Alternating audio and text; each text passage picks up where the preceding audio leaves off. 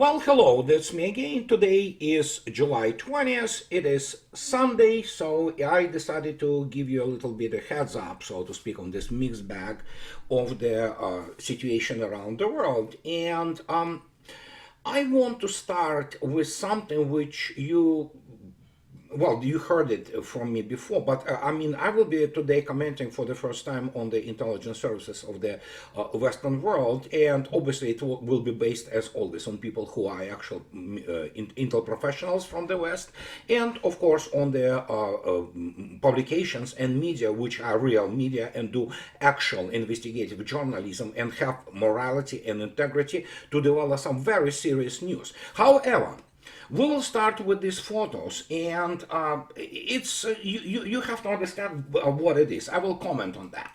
So as you can see yourself, these are the photos from Lvov. These are the monuments for the Soviet soldiers in the Great Patriotic War.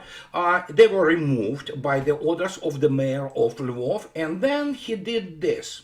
He ordered to exhumate, basically unearth the remnants of the many Soviet Red Army soldiers in order to exchange those remains on the bodies of the, essentially Ukrainian terrorists, which they call for some reason armed forces.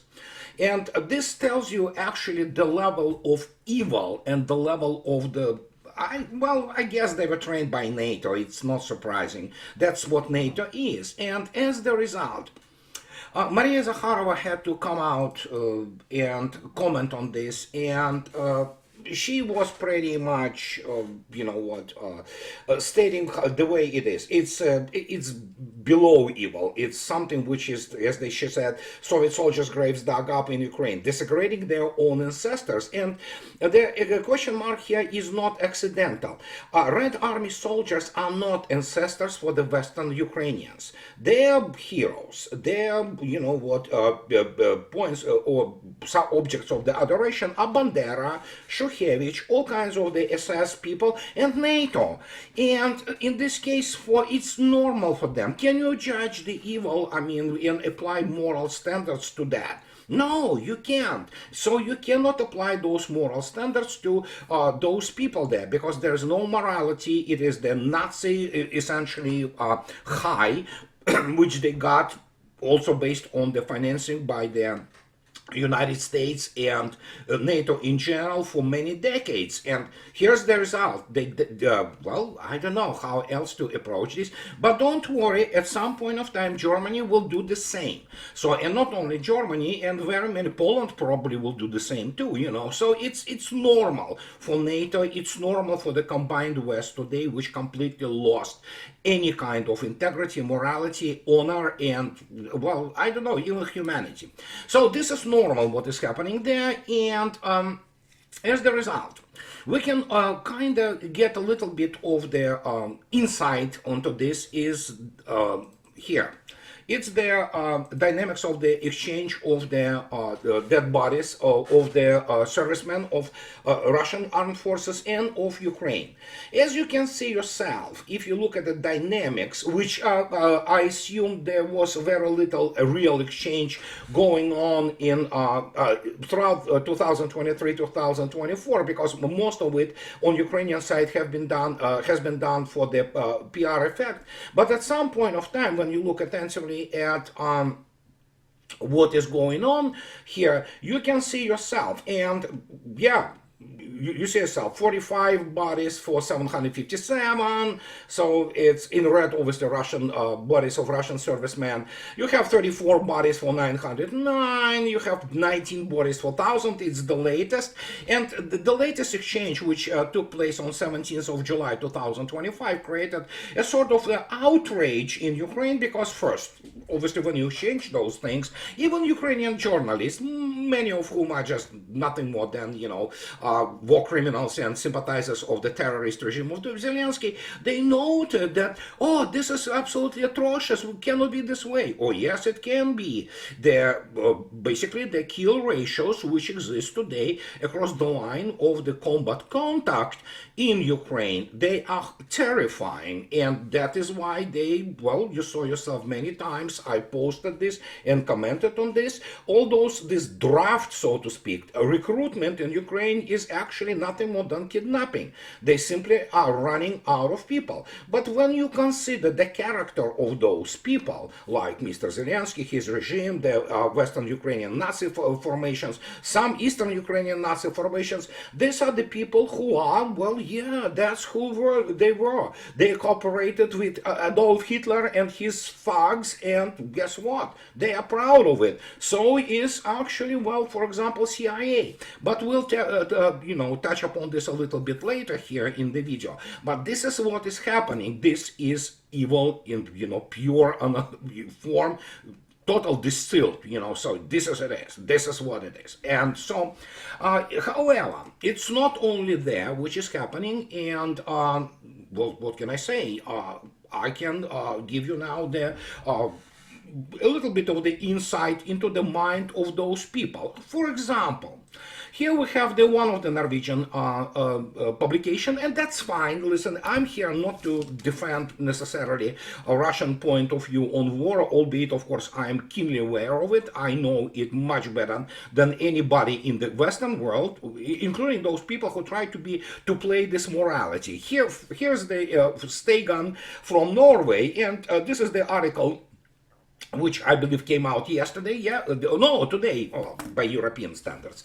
So, Norway, a war profiteer, one of the guys, the politician, then Viggo Bergtan, talks about that Norway has become a war profiteer. We're making huge sums of money from a conflict that claims lives on a daily basis, tears families apart, and threatens the stability of the whole of Europe. Well, it's not threatens the stability of the whole Europe. Europe is being already destabilized, and it's just a matter of the clinical process, so to speak, how the infection spreads, and there is no antibiotic which can stop it. But, and while the propaganda paints a picture of the good Norway helping Ukraine in its need, billions are flowing into Norwegian treasuries. Well, yeah, obviously. West knows very well how to steal somebody's people money and actually profit from the suffering. That's what it was doing, especially throughout the 20th century. So, and he talks about that not because we are doing a good deed, but because we have put the market before morality. Well, hello, guy. I don't know what stone have you been sleeping under, but especially last 30 years, this is always was about that, market above morality.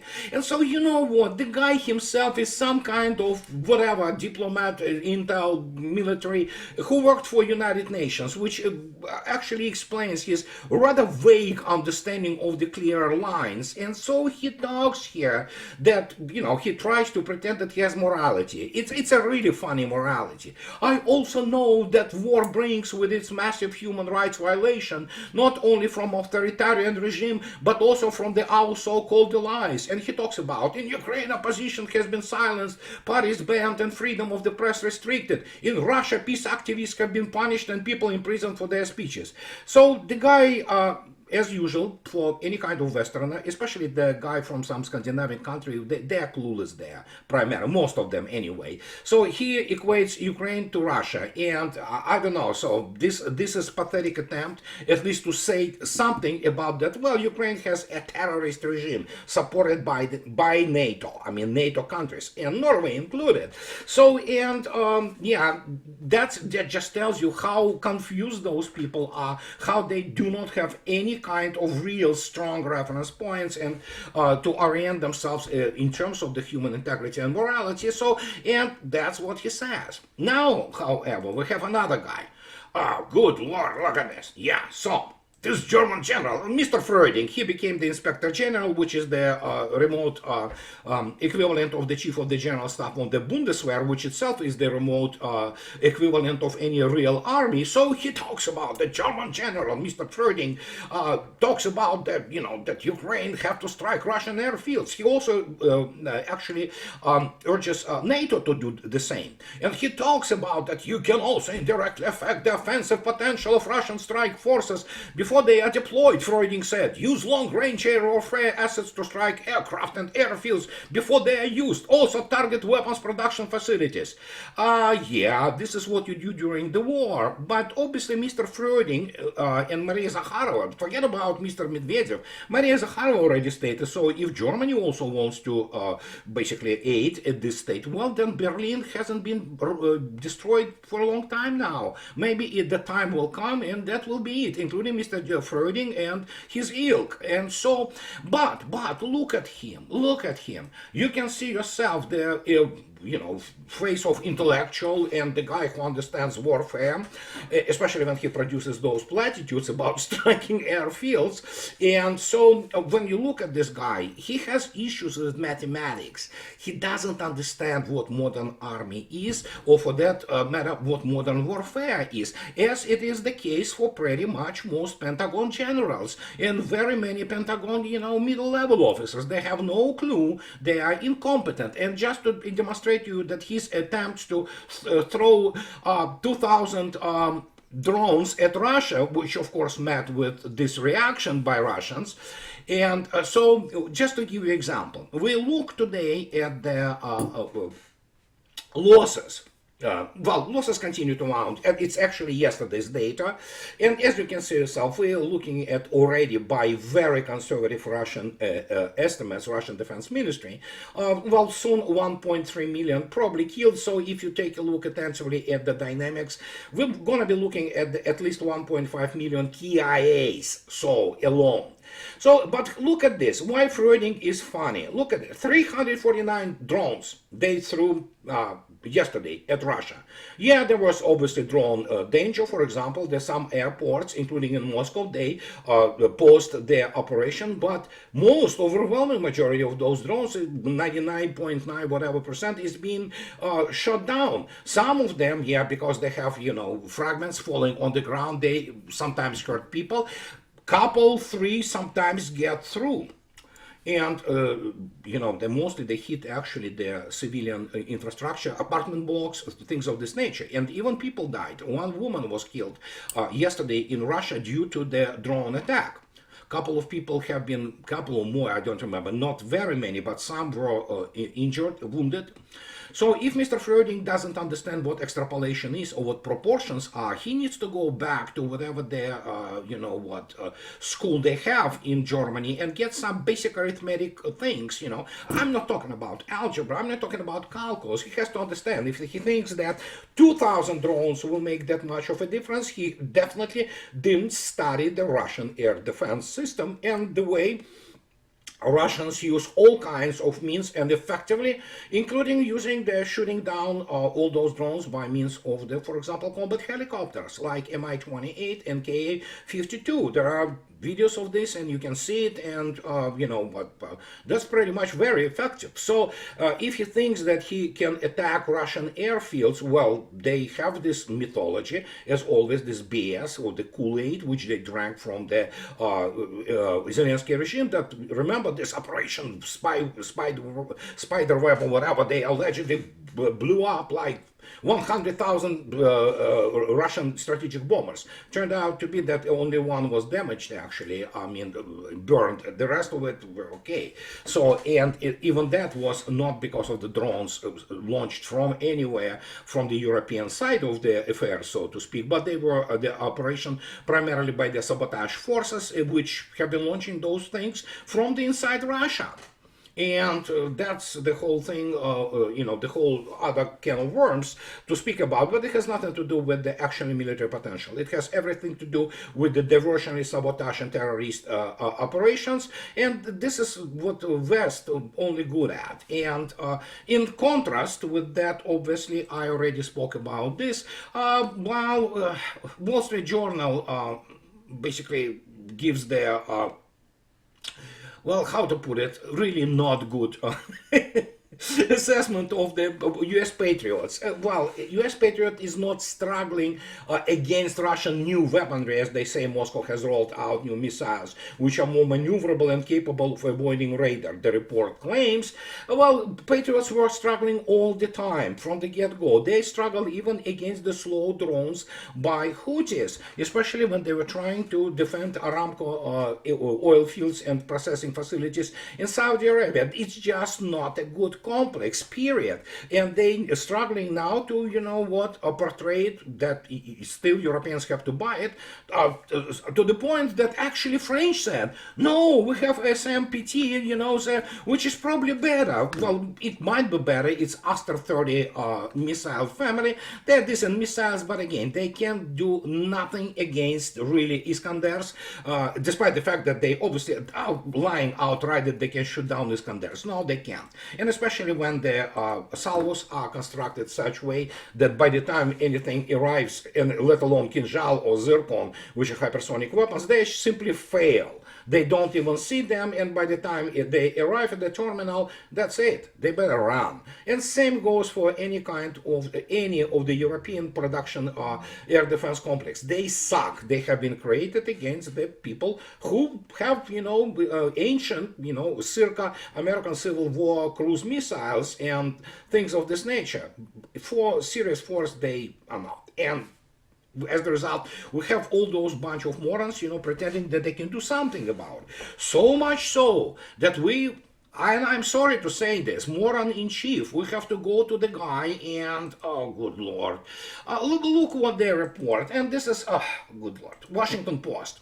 Yeah, and evidently this has been going around for a while now, but listen to what those people think they are themselves. They really think that they are really great strategists or military geniuses. Well, especially when you look at Trump, he is, you know, showman, basically, nothing more, empty suit. And so in his July 4th call with Zelensky, Trump said that Ukraine would not change the course of war by playing defense and needed to go on the offensive. The Ukrainian official said when Trump asked if Ukraine could bomb Moscow, St. Petersburg, the official said, Zelensky replied, if we have the right weapons, we can. So as the result here, can you imagine, this is the guy, this is the president of the United States, who is supposed to be briefed by all kinds of intelligence people and military people, and who explained to him, you cannot go on the offensive if you don't have resources. And when you're outmatched and outgunned to such a degree that Russians are just playing now, essentially with what's left of what amounts to NATO force, because obviously armed forces of Ukraine is nothing more than the best proxy of NATO. It is a NATO force. It's trained as NATO. It's equipped largely today by NATO and United States. And we saw how, I mean, they are could be probably, you know, steadfast in terms of hiding somewhere and shooting back at Russians. But as you saw yourself from those graphs and this data on the bodies exchange, yes, we're looking at the utter meat grinder. It's a slaughterhouse, and that is why, you know, kidnapping of those people who begin to figure out, you know, those Ukrainians, those who didn't manage to escape abroad, that, yeah, you basically, it's why I call it bussification. You are thrown into the van, which they call bus, and so you're shipped to die. Period. Simple as that. And so Mr. Trump still thinks that they can go on offensive. Obviously, somebody has to explain to him that offensives are real offensives, not this counter-offensive, which Pentagon, together with those, you know, the clowns from the Imperial General stuff, or whatever the hell, the new name for this British thing, and they planned in 2023. You have to have echelons. You have to have at least three echelons to conduct any kind of the offensive. And in 2023, when this it was a catastrophe, when 160,000 killed of this so-called, you know, armed forces of Ukraine, led by no less American officers, conducting them their combat C2, command and control on the even tactical level, from battalion up. They failed. They failed even to reach the first line of defense of Russia. And this was 2023 at the peak of the armed forces of Ukraine form. And obviously NATO form. If he thinks that can do it now, I mean, somebody tell him he has to wake up. It's not going to happen, because the guy continues to present all kinds of things, something like that. Yeah, BRICS. It's a little group fading out fast. Yeah, that's the guy. I mean, this is the US president. Sure, yeah, absolutely. BRICS is fading out fast, right? So, and this is the thing which we have to address now. And some people say, I'm not going to go into this, what kitchen, so to speak, of the American internal politics. I already gave up on it, including this Epstein affair and things of this nature. So, but here we are. Look at this. We have this very serious issue of Tulsi Gabbard and, basically releasing all those documents. And as you can see yourself, although Fox reported it, but it's many news agencies report that Obama administration manufactured intelligence to create 2016 Russian elections interference narrative, documents show. So yeah, I mean, anybody who had any brain left already then knew that Russiagate was nothing more than pathetic attempt by Obama administration and the crooks who actually, well, they all crooks, but at least Democratic National Committee and Obama and all that is a bunch of the criminals essentially. It's an organized crime group. And so, what can I say?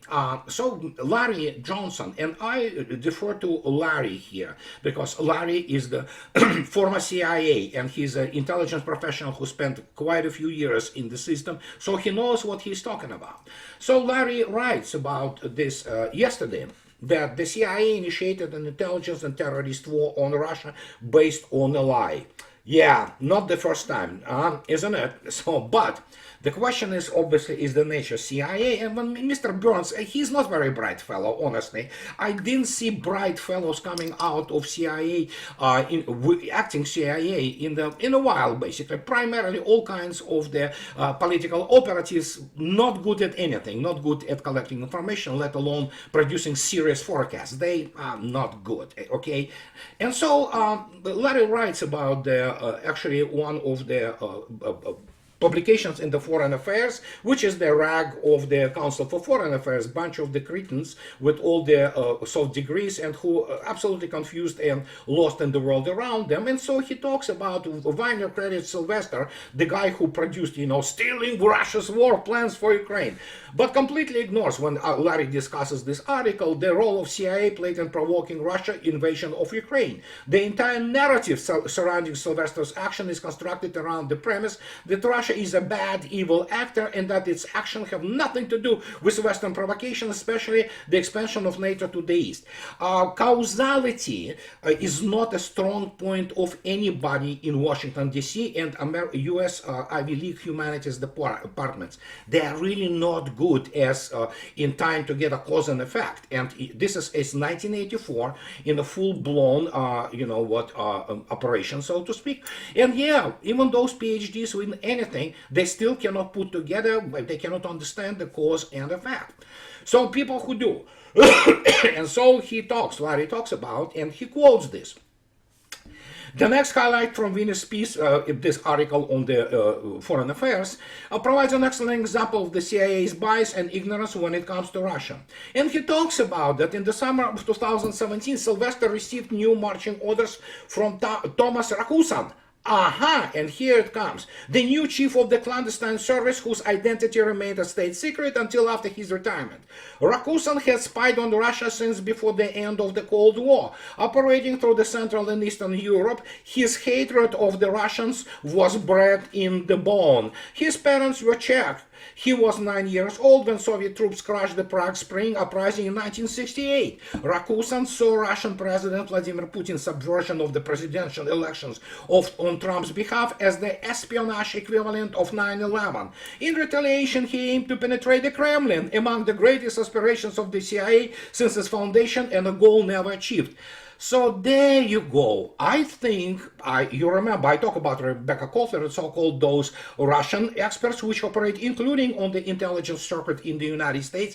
They are not experts. They are ideologues who are there to settle accounts. They are not professional. Neither is Rakusan. So especially when you look at his economic background, he is not a serious clandestine officer. And you saw yourself what happened to the Combined West which so-called professionals like him brought about to what? Day of reckoning. And he's talking, Larry talking about, I will close with this amazing but not surprising revelation from Wiener. He describes Rakusan's fury in the aftermath of Trump's election and Rakusan's desperate, dangerous actions. The Russians manipulated our fucking elections, he told them. How do we make sure this never happened again? This, guys, mind you, this is guy who was in the charge of this clandestine operations. This is what CIA is. Bunch of the nincompoops who basically are there for whatever personal reasons. They do not understand first thing about warfare. They do not know the history and of course have no clue about Russia. Yet here we are. He didn't care if they didn't speak Russian or had never set foot in Moscow. He ordered them to take the experience in targeting and recruiting terrorists and turn it against Russian spies, diplomats and oligarchs. There you go. The only thing they can do is, as people like Rakusan or Mr. Angleton, who Mr. Golitsyn, actually, if you actually read the history of Mr. Angleton, who was in charge of the counterintelligence in CIA, Mr. Golitsyn, who was the turncoat, he sold him a cornucopia of the BS about Russian intentions, and to the point that at some point, well, they called him Rasputin of Mr. Angleton. That's how professional, quote unquote, those people are. They obviously have no clue about Russia. They don't understand what is happening around them. And as the result, based on Wiener's article, we now know that the US launched an intelligence war on Russia based completely on a lie. Surprise, surprise. And the senior leaders of the CIA went along with it. In my view, the CIA ought to be dismantled and cast to the four winds. We need to start over with some people of actual intelligence. Agree with Larry. CIA had existed from the get-go. There's very little intelligence, and most of those people, they really have no clue, especially against what they term as the greatest threat to, United States, Russia. Hey, how about you study your enemy? And maybe when you will study it your proper way, and when you stop using this BS, and especially data which you stick into your models, and you get garbage in and get garbage out, and then you have people, especially with those, especially Eastern European backgrounds, like Mr. Brzezinski or Mr. Rakusan or all kinds of other creeps who are there to settle accounts. They hate Russians. As late Colonel Lang stated after his study in the Garmisch school, the school which prepares all kinds of the intelligence people for especially military in Germany. He talked about some white immigration Russian guy who was teaching them Russian and some things related to Russia and Soviet Union at that time. And late Colonel Lang wrote just openly, the guy didn't just hate communists. Yeah, this is a Russian immigrant. He hated Russians. He hated Russia with all his, whatever was his scores to settle. This is who they are. And let me get you into the excellent, stream, so to speak, if you wish, of the articles by the Consortium News. Mr. Perry, late Mr. Perry, who was alive, and he did a hell of a job of the true investigative journalism, and his people who wrote there, as you can see yourself, one of very many on the Consortium News website articles about the CIA worst kept secret. And for example, this particular one by Martin Lee writes about basically about Augsburg, about all this SS and Gestapo and SD people, CIA important to United States. Pried loose by Congress, which passed the Nazi War Crimes Disclosure Act 3 years ago, a long hidden trove of once classified CIA documents confirms one of the worst kept secrets of the Cold War, the CIA use of the extensive Nazi spy network to wage a clandestine campaign against the Soviet Union. So yeah, they do terrorism primarily. And so we talk about, for example, Gerhard Gehlen. Read what these guys were doing already then. And these are CIA assets, so to speak. The full impact of the former Nazi massive, this is from my first book, Nazi massive disinformation campaign conducted by what became known as Nazi spy master General Reinhard Gehlen, or even today is difficult to assess despite many CIA documents opened under the Nazi War Crimes Disclosure Act. As the classified CIA document testifies, Here it is. General Gehlen frequently exaggerated the Soviet threat in order to exacerbate tensions between the superpowers. At one point, he succeeded in convincing General Lucius Clay, military governor of the US zone of occupation in Germany, that a major Soviet war mobilizations had begun in Eastern Europe. This prompted Clay to dash off a frantic top-secret telegram to Washington in March 1948, warning that the war may come with dramatic suddenness.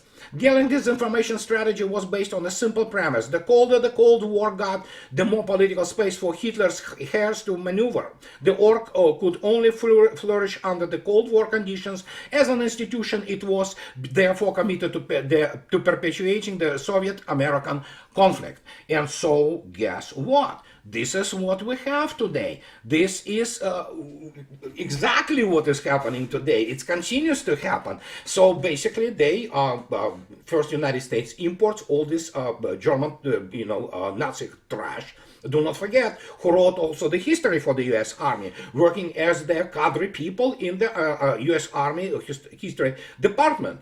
Mr. von Manstein, Mr. Hauser, or rather Herr von Manstein, Herr Hauser, all kinds of those people, including Manteufels and people of this ilk, who wrote this history, this fairy tale for Pentagon and the U.S. Army. He bought it and, you know what, swallowed it hook, line, and sinker. Who they believe that essentially, Americans actually saved the Europe, and those human waves that Red Army couldn't fight, and that, we were so close to, defeating this damn Soviet Union, except obviously that they lied. They always lie. And the best son of a bitch of America today, America being herself being slap bitch of Israel, but America has a SOB in terms of Ukraine, and they pour these murky streams, incredible productivity of the BS into all kinds of the military and the intel institutions in the United States, and those people buy it. Not all, but majority of them do, because they are incompetent, they're badly educated, and they have no capability to properly assess the situation around them. And as the result, we have what we have. However, the fact that Tulsi Gabbard and National Intelligence published this, and it's good. It's good. Let people know. We know this.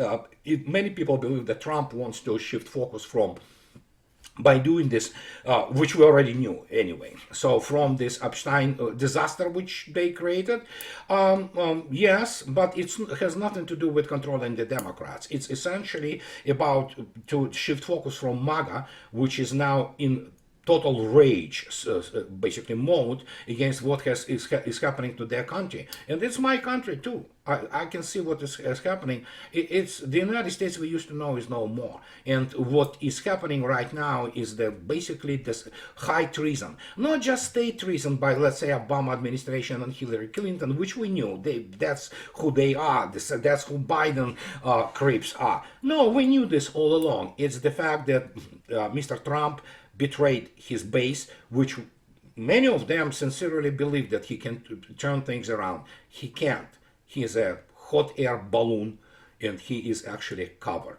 And so, guys, this is what I wanted to tell you today. And it's a kind of hodgepodge situation. So, and as always, those who like what I do, please subscribe to my channel. And those who can afford, please support me on the Patreon or buy me a coffee and two. So have a nice rest of your weekend, and I'll talk to you later, guys. Bye-bye.